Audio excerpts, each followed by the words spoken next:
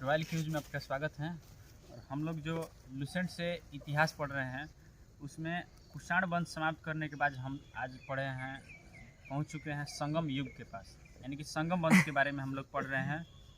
संगम वंश के बारे में हम लोग पढ़ रहे हैं। ठीक, इससे पहले हम लोग का टॉपिक था कुषाण। ठीक, चलिए शुरू किया जाए। संगम, संगम का अर्थ क्या होता है? जहाँ पर ज़्यादा नदियाँ मिलती है। जहाँ संगम का मतलब होता है मिलन। जब दो आदमी का मिलन होता है उसी को क्या कहते हैं? संगम कहते हैं। तो जहाँ कवि और विद्वानों का जहाँ मिलन होता है उसे संगम के नाम से जानते हैं। ठीक, संगम साहित्य है जो परंपरा के अनुसार इसे 3 भागों में बांटा गया है। परंपरा के अनुसार 3 भागों में विभाजित किया गया है। कौन कौन? एगो पथु पतातु, दूसरा इथु थकय, तीसरा क्या है तो पदिनेम कलिकू के रूप में बांटा गया है। ठीक, इसमें एक सबसे इम्पोर्टेंट इसमें एक कवि हैं तमिल साहित्य के विद्वान के रूप में जाने जाते हैं। ठीक, जिसे आधारभूत ग्रंथ के रूप में कहा जाता है। संत कवि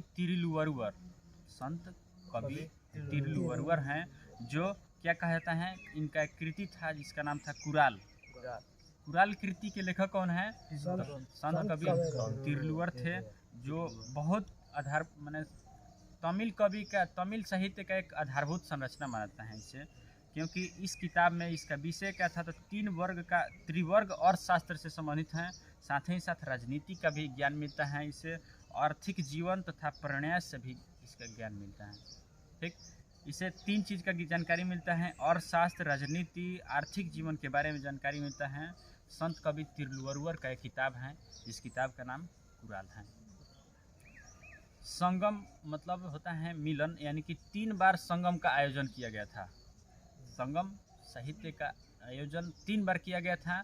कौन कौन? तो प्रथम जो संगम था वो मदुरा में किया गया था, जो वर्तमान समय में विलीन हो गया है समुद्र में। दूसरा कौन था?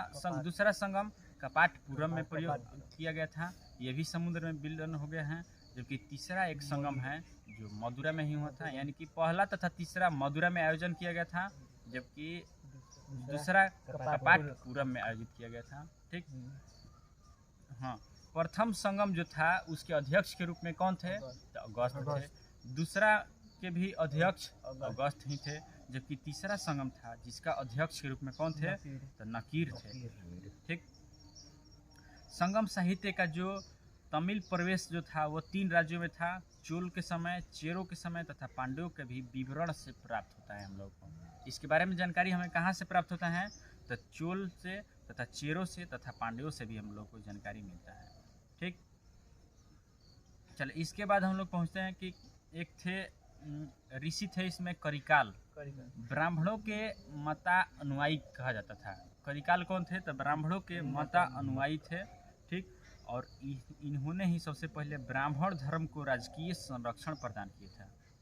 ब्राह्मण धर्म को राजकीय संरक्षण प्रदान किन के द्वारा किया गया था? तो करिकाल के द्वारा किया गया था। ठीक, करिकाल कौन थे? तो जो ब्राह्मण के अनुयायी बताए जाते थे, ब्राह्मणों के मत अनुयायी। ठीक, इसके बाद नेक्स्ट टॉपिक है, इसमें भाग है, नेक्स्ट भाग क्या है तो जो सेना था, यानी कि संगमों का जो सेना था वो कितने भाग में था? तो हाथी, घोड़ा, रथ तथा पैदल सिपाही के रूप में भी थे इसमें उपस्थित। हाथी, घोड़ा तथा पैदल सिपाही के रूप में भी था। ठीक, और इन सभी सेनाओं को जब एकत्रित करना होता था तो उसके लिए शंख बजाया जाता था तथा नगाड़ा बजा करके एक जगह बुलाया जाता था। ठीक, इसके बाद जो सशस्त्र, यानी कि राजा अपने आवास की रक्षा करने के लिए सशस्त्र विभाग में महिला को भी तैनात किए करते थे। राजा अपने आवास की रक्षा करने के लिए भी, यानी कि महिला सिपाही को भी रक्षा किया करते थे। ठीक, उस समय जो था संगम साहित्य के समय संगम के कवि थे, यानी कि संगम युगीन समाज को किस स्थान पर मुख्य जगह था? तो बेलार के स्थान पर भी था। ठीक, और संगम साहित्य काल में जो समाधि स्थान था वहाँ पर पत्थर गाड़ने की भी प्रथा थी, यानी कि जहाँ पर भी बॉडी को रखा जाता था, यानी कि मृत्यु बॉडी को, तो वहाँ पर एक पत्थर गाड़ने की परंपरा भी थी।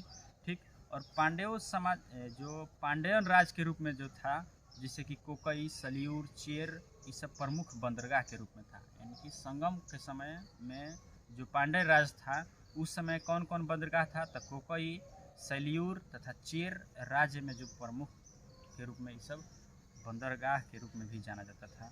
ठीक, इसके बाद इसमें है कि संगम काल जो था, संगम